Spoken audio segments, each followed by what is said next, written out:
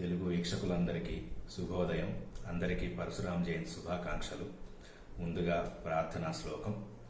శుక్లాంబరధరం విష్ణుం శశివర్ణం చతుర్భుజం ప్రసన్నవదనం ధ్యాయేత్ సర్వవిఘ్నోపశాంతయే అగజా ఆనన పద్మార్కం గజాననమహర్నిశం అనేకదంతం భక్తానాం ఏకదంతముపాస్మహే ఏకదంతముపాస్మహే. ఓం గం గణపతయే నమః. శివాయ గురువే నమః. అస్మద్గురుభ్యో నమః.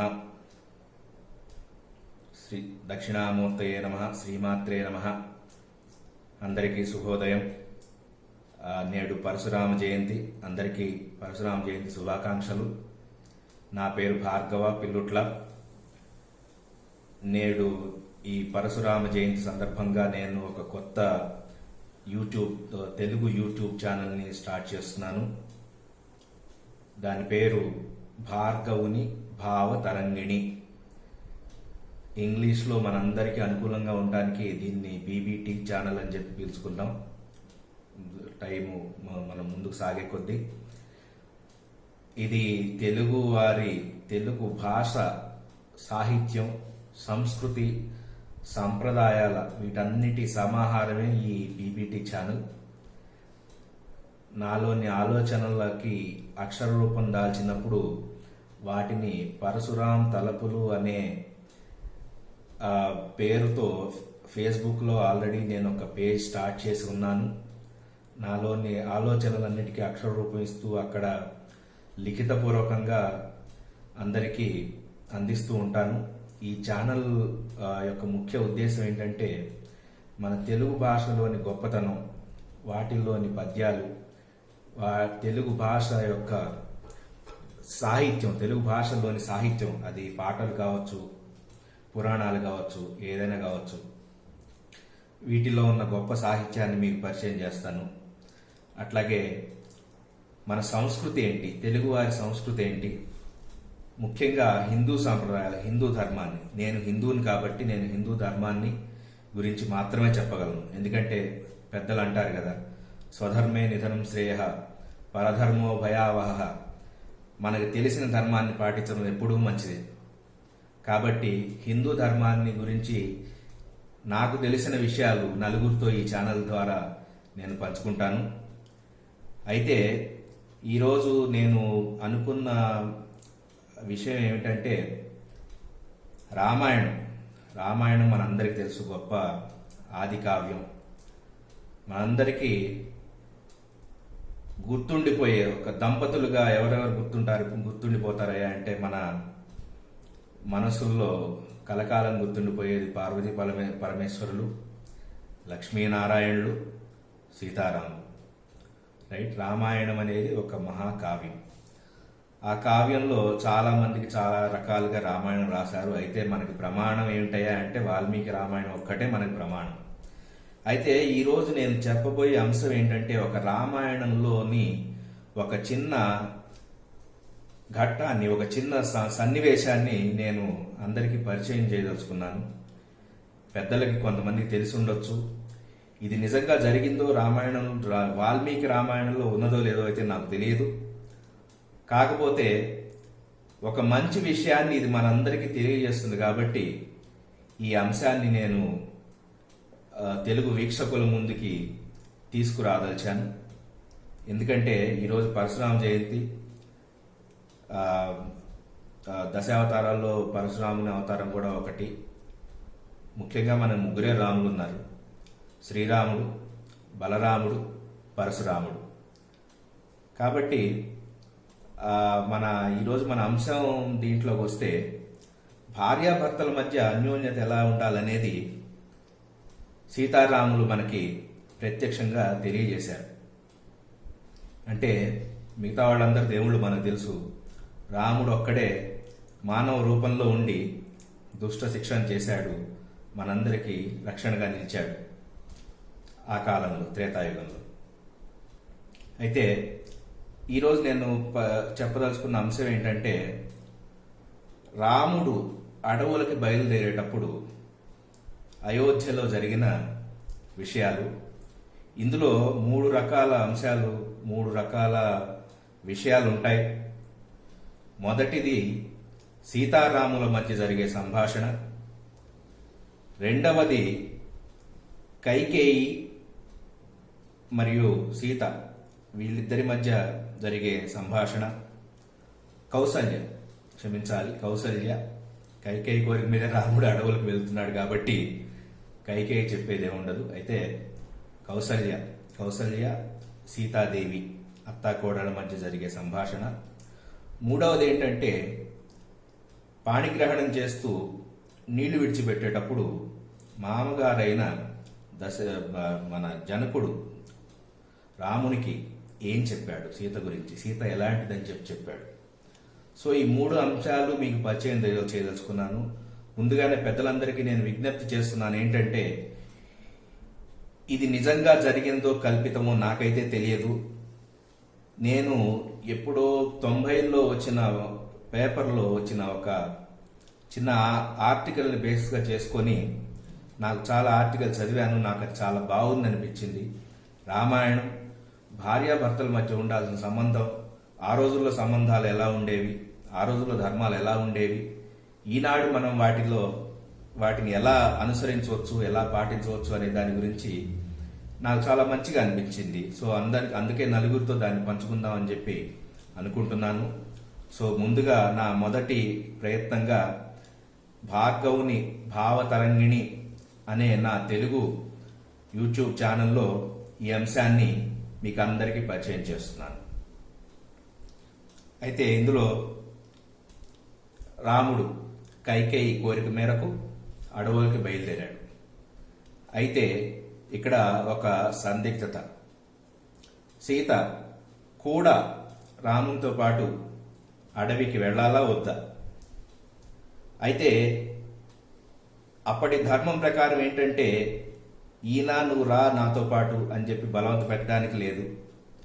సీతమ్మ వారు కూడా వెళ్ళాలి, నువ్వు నన్ను తీసుకువెళ్ళాలి అని చెప్పి ఇచ్చేయడానికి లేదు. సో వారంతట వారే ఇష్టపడి నిర్ణయం తీసుకొని ముందుకు సాగవలసిన పరిస్థితి. అయితే లోకం ఏమనుకుంటుంది, ఇవన్నీ కాదు. అక్కడ ఒక భార్యాభర్తల మధ్య ఇది ఎట్లా ఉండాలంటే, భార్య కోసం భర్త, భర్త కోసం భార్య, ఒకరినొకరు అర్థం చేసుకుంటూ, ఒకరి ఇష్టాల్ని ఒకరు గౌరవించుకుంటూ, ఒకరి కష్టాల్ని ఒకళ్ళు పంచుకుంటూ ఇలా సాగాలి అనేది త్రేతాయుగంలోని మనం రామాయణం ద్వారా మనకి తెలిసిన ధర్మం, పెద్దలు చెప్పిన ధర్మం.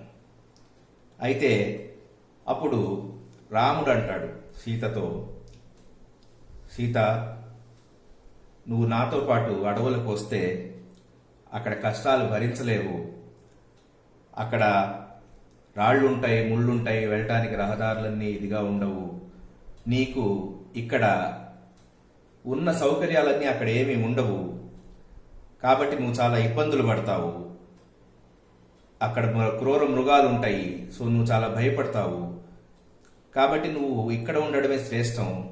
ఈ రాజభోగాలను బట్టి వదిలిపెట్టి, కైక నన్ను వెళ్ళమంది కాబట్టి నేను వెళ్లాల్సి వస్తుంది, తప్పదు, కాబట్టి నువ్వు ఇక్కడే ఉండు అని చెప్పి అంటాడు. అని చెప్పి చాలా శ్రమించాల్సి వస్తుంది అని చెప్పి అంటాడు. అప్పుడు సీతమ్మ వారు రాముల వారితో అంటుంది, స్వామి, భర్త ఎక్కడైతే ఉంటాడో అదే భార్యకి ఉండాల్సిన ఇల్లు స్థానం, ఉండదగిన స్థానం, ఉండవలసిన స్థానం. కాబట్టి అక్కడ మీరు ముళ్ళుంటాయి అంటున్నారు, రాళ్ళు ఉంటాయి అంటున్నారు, ఈ లేళ్లు అవి తిన్న దర్భ కుశలు, అగ్రాలు, అంటే దర్భ అనేది భూమి మీద మొలుస్తుంది కాబట్టి ఈ లేళ్లు, మృగాలు, ఈ జంతువులు ఇవన్నీ తినేసేసి వదిలేసిన ఇవి ఏవైతే ఉంటాయో అవి చాలా నిశితంగా ఉంటాయి, చాలా పదునుగా ఉంటాయి, అవన్నీ గుచ్చుకుంటాయి అని చెప్పి మీరు నేను నడవలేను, ఎక్కువ దూరం ఎక్కువ ఎచ్చేయలేను, అడవిలో ఉండలేనని చెప్పి చెప్తున్నారు. కాబట్టి నేనేం చేస్తానంటే అగ్రతస్తే గమిష్యామి మృద్నంతి కుశకంటకాన్. అంటే స్వామి, నాకంటే మీరు ఎక్కువ రాజభోగాలు అనుభవించిన వారు అయోధ్యలో ఉండి, కాబట్టి నాకంటే మీరే సుకుమారులు. నేను భూమాత పుత్రికను. నాకు ఈ అడవులు ఇవన్నీ నాకేం కొత్త కాదు. నాకంటే మీరే సుకుమారంగా ఉంటారు కాబట్టి, పెరిగారు కాబట్టి అగ్రతస్తే గమిష్యామి మృద్నంతి కుశకంటకాన్. అంటే మీకంటే నేను ముందు నడిచి ఆ నిశితంగా ఉన్న కుశల యొక్క దర్భల యొక్క చివరి భాగాల్ని నేను మెత్తగా చేస్తాను. తర్వాత మీరు నా వెనక రండి, అంతేగాని మీరు నన్ను మాత్రం విడిచి వెళ్ళవద్దు అని చెప్పి సీతమ్మ వారు రాముల వారికి చెప్తుంది. అక్కడ నేను చాలా పుట్టినింట్లో ఉన్నట్టు సంతోషంగా ఉంటాను. నేను భూమాత పుత్రికని కాబట్టి ఈ పక్షులు, ప్రకృతి, మృగాలు ఇవన్నీ నాకు చాలా ప్రేమపూర్వకమైనవి. నేను వాటిని చాలా ఆస్వాదిస్తాను. వాటి యొక్క ఉండడాన్ని, వాటితో పాటు కలిసి ఉండడాన్ని నేను చాలా ఆస్వాదిస్తాను అని చెప్పి సీతమ్మ వారు రాముల వారితో చెప్తుంది. అప్పుడు రాముల వారు అంటారు, కాదు, ఎంతైనా నీకు అడవుల యొక్క కష్ట నష్టాలు తెలియవు కాబట్టి ఇక్కడే ఉండాల్సిందే, తప్పదు, నువ్వు ఇక్కడే ఉండు. నేనంటే అట్లా కైకేయి కోరిక మీదకి వెళ్తున్నాను కాబట్టి నాకు అవసరం ఉంది, కానీ నీకు అవసరం లేదు అని చెప్పి చెప్తారు. అని చెప్తే సరే ఎంత చెప్పినా వినకపోయేటప్పటికీ సీతమ్మ వారు వాక్కు యొక్క తీక్షణతని పెంచుతుంది. మీరు ఇలాగే ఇది చేసి మీరు ఒక్కళ్లే గనక అడవులకు వెళ్తే గనక అప్పుడు అందరూ ఏమనుకుంటారు, రాముల వారి గురించి ఏమనుకుంటారు, అసలు ఈయన మగవాడేనైనా, ఇన్నాళ్ళు ఆ ఆడదాన్ని రాజ్యంలోనే వదిలేసి విడిగా ఉంటున్నాడు, ఇదేనా, ఈయన అసలు ధనుస్సుని ఇచ్చేసింది ఈయనైనా, ఈ సూరత్వంతోనే ఇది చేసింది, ఈయన భార్యతో కాటు కాకుండా విడిగా ఒక్కడే వెళ్తానంటాడేంటి, ఇన్ని రకాలుగా మాట్లాడుతూ తన భావాల్ని కొంచెం గట్టిగానే వ్యక్తపరుస్తుంది. అప్పుడు రాముడు అంటాడు, సరే ఇందాక వచ్చింది, నువ్వు కూడా నాతో పాటు కష్ట నష్టాలన్నింటినీ భరిస్తాను అని చెప్పి అంటున్నావు, కాబట్టి సరే వెళదాం పద అని చెప్పి నిర్బంధించి తీసుకెళ్ళాలి రాముల వారు. ఆవిడ కోరిక మేరకే, ఆవిడ ఇష్టం మేరకే సీతమ్మ వారిని అడవులకి తీసుకెళ్తాడు. తీసుకెళ్ళినప్పుడు ఇక్కడ కౌసల్య సీతమ్మ వార్ల మధ్య సంభాషణ. ఎంతైనా అత్తగారు కోడలి యోగక్షేమాలు చూసుకోవాల్సింది, విచారించవలసింది కాబట్టి అప్పుడు కౌసల్యాదేవి చెప్తుంది సీతమ్మ వారికి, అమ్మా, నువ్వు ఎంత భూమాత బిడ్డవైనా సరే నువ్వు మా కోడలివి, నువ్వు కష్టపడకుండా చూసుకోవాల్సిన బాధ్యత మా మీద అంతా ఉంది. నువ్వు చాలా ఇబ్బందులు పడతావు అడవులకు వెళ్తే రాముడితో, కాబట్టి నువ్వు ఇక్కడే ఉండవలసింది. నువ్వు నీ భర్తతో వెళ్ళటం సంతోషమే, కానీ ఆయన కష్టాల్లో ఉన్నప్పుడు నువ్వు కూడా ఆయనతో పాటు కష్టాలు పడి తర్వాత నేను ఇలా ఇబ్బంది పడాల్సి వచ్చిందని చెప్పి తర్వాత రాముల వారిని అక్కడికి వెళ్ళిన తర్వాత నిందించే పరిస్థితి ఉండకూడదు అని చెప్పి అప్పుడు చెప్తుంది. అప్పుడు సీతమ్మ వారు అంటుంది, మా అమ్మ నాకు భర్తతో ఎలా ఉండాలో చెప్పింది, ఎలా కాపురం చేయాలో చెప్పింది, భార్యకి భర్త అనేవాడు ఎంత ముఖ్యమో అనేది చెప్పింది అని చెప్పి ఈ చిన్న పద్యం చెప్తుంది, శ్లోకం చెప్తుంది. ఆ శ్లోకం ఏంటయ్యా అంటే, నా తంత్రి వాద్యతే వీణ, నా చక్రో వర్తతే రథః, నా పతి సుఖమేధేత యాస్యాదపి శతాత్మజాః. అంటే నా తంత్రి వాద్యతే వీణ. తంత్రి అంటే తీగ లేకుండా వీణ మోగుతుందా? నా చక్రో వర్తతే రథ, అంటే చక్రం లేకుండా రథం నడుస్తుందా? నా పతి సుఖమేధేత యాస్యాదపి శతాత్మజ, అంటే 100 మంది కొడుకులున్నా సరే పతి లేకుండా పత్ని ఉండగలుగుతుందా? పతి లేని పత్నికి సుఖము అనేది ఉంటుందా అనేది మా అమ్మగారు నాకు చెప్పారు. కాబట్టి పతియే ప్రత్యక్ష దైవం నాకు. ఆయన కష్టంలో ఉన్నా సుఖంలో ఉన్నా ఆయనతో పాటే వెళ్తాను నేను అని చెప్పి సీతమ్మ వారు చెప్తుంది. ఇది మా అమ్మగారు చెప్పారు నాకు, భూదేవి చెప్పింది ఇట్లా నాకు అని చెప్పి చెప్తుంది అనమాట. అంటే ఇక్కడ మనం ఒకటి గమనించాలి, తీగ లేనిదే వీణ మోగదు, చక్రం లేనిదే రథం నడవదు.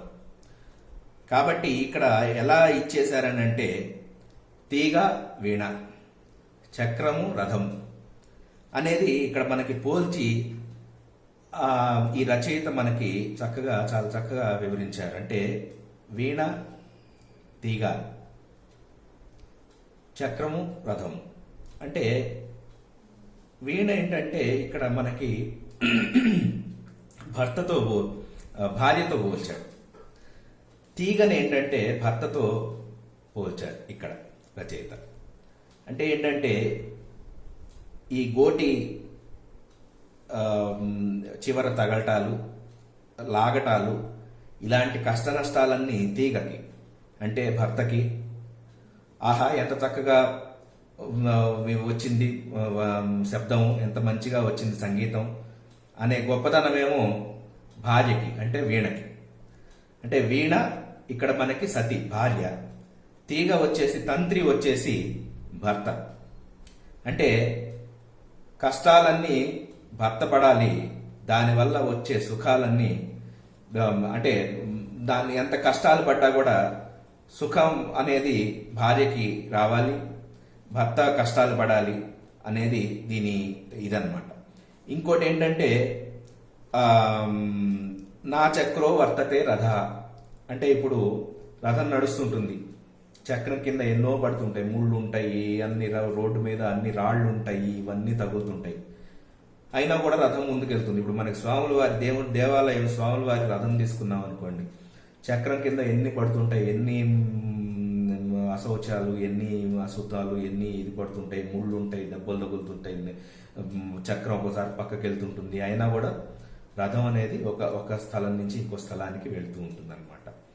సో కాబట్టి చక్రం అనేది ఇక్కడ భర్త, రథం అనేది భార్య అన్నమాట. సో వీళ్ళిద్దరి జీవన విధానంలో ఏంటంటే కష్టం పడ్డా నష్టం పడ్డా ఇద్దరు కలిసి అనుభవించాలి, ఇద్దరు కలిసి దాన్ని ఎదుర్కోవాలి. సుఖం వచ్చినప్పుడు కూడా ఇద్దరు కలిసి అనుభవించాలి. సో ఇది మనకి రామాయణం ద్వారా ఈ రచయిత క్షమించాలి, రచయిత ఎవరో నాకు తెలియదు, దీని కింద రాయలేదు ఈ ఆర్టికల్ కింద. ఇది ఎప్పుడో 90లో రాసిన ఆర్టికల్ ఎక్కడో దొరికితే నాకు బాగుంది, మంచి మెసేజ్ అందరితో పంచుకోవచ్చు అని చెప్పి నేను భద్రంగా దాచిపెట్టుకున్నాను దీన్ని. అయితే ఇక్కడ మన మంచి ముఖ్య ఉద్దేశం ఏంటంటే భర్త ఎన్ని కష్టాలు పడ్డా కూడా భార్య ఆనందానికి సాక్షిభూతం కావాలి. అట్లాగే భార్య ఎన్ని ఇది చేసినా కూడా భర్త ఆనందానికి కారణభూతం కావాలి. అంతేగాని నేను కష్టపడ్డాను నువ్వు సుఖపడుతున్నావు, నేను సుఖపడ్డాను, నేను కష్టపడతాను నువ్వు సుఖపడ్డావు అని చెప్పి ఒకళ్ళనొకళ్ళు ఎత్తి చూపించేటట్టుగా దెప్పి పొడుచుకునేటట్టుగా సంబంధాలు ఉండకూడదు. సో ఇది త్రేతాయుగంలో జరిగిన విషయం. సో ఇక మెయిన్ నేను చెప్పదలుచుకుంది ఏంటంటే ఇందులో ఆదర్శ దాంపత్యం అనేది ఎలా ఉండాలి అనేది మనకి మెయిన్ చూపించినది సీతారాములు, మనకి నిరూపించింది సీతారాములు. ఎందుకంటే మనం వేరే వాళ్ళని మనకి కథలు తెలియదు, మనకి పార్వతీ పరమేశ్వరుల కథలు పెద్దగా తెలియదు మనకి, అంటే అంతగా అందరికీ తెలిసిన కథలు కాదు. అలాగే లక్ష్మీనారాయణ కథలు కూడా అందరికీ తెలిసింది కాదు. కానీ మానవ రూపంలో ఉండి దుష్ట శిక్షణ చేసిన రాముడి కథ ఒక్కటే మనకి బాగా ప్రాచుర్యం పొందింది వాల్మీకి రామాయణ రూపంలో. కాబట్టి అందరూ మంచిగా సంబంధాలని కొనసాగించండి. భార్యాభర్తలందరూ ఆదర్శప్రాయులుగా అవడానికి ఒకళ్ళనొకళ్ళు అర్థం చేసుకొని కష్ట నష్టాల్లో పాలు పంచుకుంటూ ఒకళ్ళనొకళ్ళు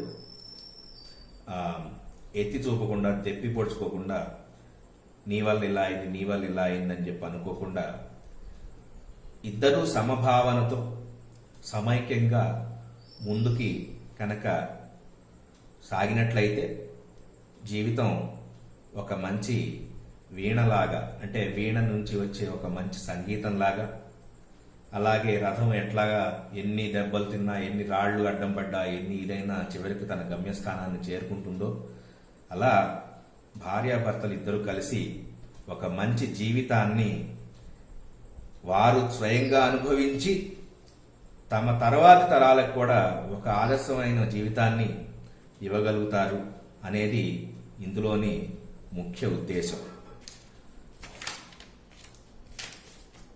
కాబట్టి రాముడిని ఒకసారి రాముడు అలాగే నారాయణుని ఒక్కసారి స్మరించుకుంటూ ఈ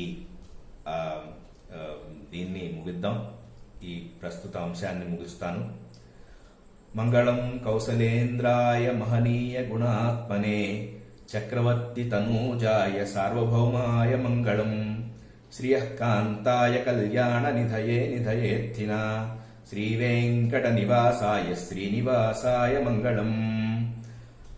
కాయేన వాచా మనసేంద్రియైర్వా బుద్ధ్యాత్మనా వా ప్రకృతే స్వభావాత్ కరోమి యద్యత్ సకలం పరస్మై నారాయణేతి పరసమర్పయామి. ఓం నమః శివాయ. ఓం నమో నారాయణాయ. జై శ్రీరామ్. స్వస్తి.